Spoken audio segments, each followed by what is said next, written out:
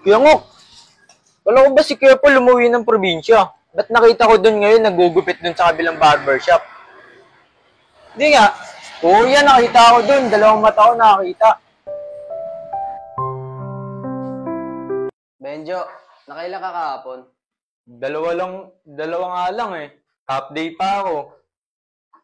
Si Kuya Paul? Di nga din pumasok yan eh. Galit pa si Kuya Ngok. Ako lang mag-isa dito. Bakit daw? Ba't di pumasok? Ewan ko ba?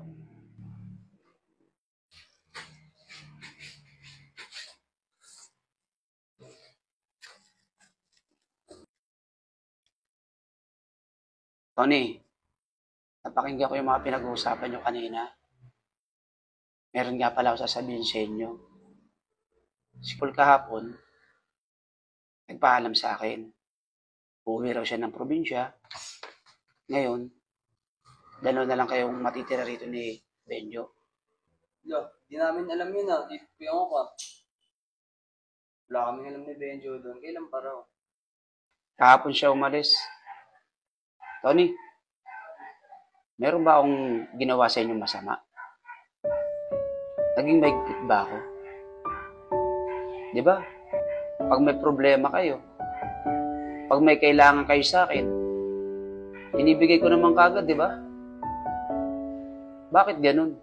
Bakit ganun na nangyayari? Oo, alam naman namin yun. Alam naman namin na likas kang mabait. Syempre, di rin talaga may iwasan yan to. Kaya nga nagsabi, hindi habang buhay magkakasama tayo. Maghihiwalay at maghihiwalay tayo. Yun lang.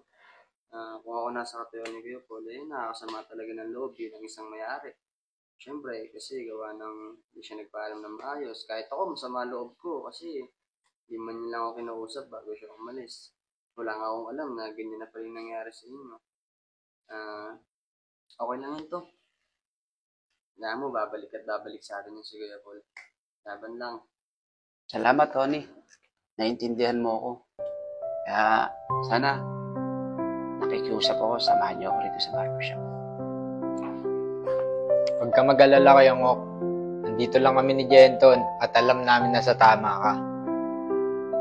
Salamat.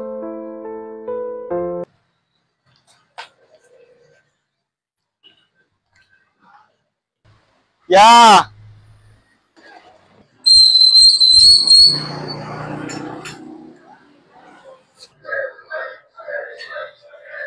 Kuya yun Wala ko ba na sa probinsya yun? Talaga to si Kuya Paul Sumbong ko nga. Kuya Ngok, wala ko ba si Kuya Paul umuwi ng probinsya? Ba't nakita ko doon ngayon nagugupit doon sa kabilang barbershop? Hindi nga. Oo yan, nakita ko doon. Dalawang mata ko nakakita. Talaga si Paul, Sige, mamaya pupunta ako rin kasi sisingilin ko yung utang niya. Dito yun, Kuya Ngok. Dito yun, barbershop na yan. Ayan, barbershop na yan, Kuya Ngok. Diyan ko nakita si Kuya Paul, nagugupit siya. Akala ko nasa probinsya nila. Sige. Kakusapin ko muna siya para makuha ko yung inutang niya sa akin. Kasi pinamasahin niya yun Sige na, una ka na sa barbershop kasi Okay, may mga customer ko. Sige ya.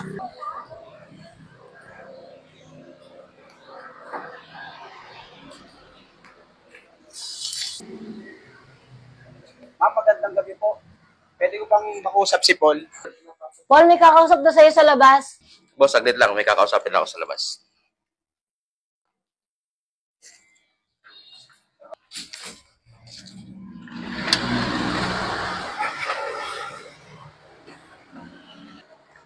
Paul, bakit naman ganun? Kala ko umuwi ka ng probinsya. Pinayaran pa naman kita ng pera. Sabi mo, emergency. Dapat sinabi na ng totoo, hindi yung nagsisinungaling ka pa.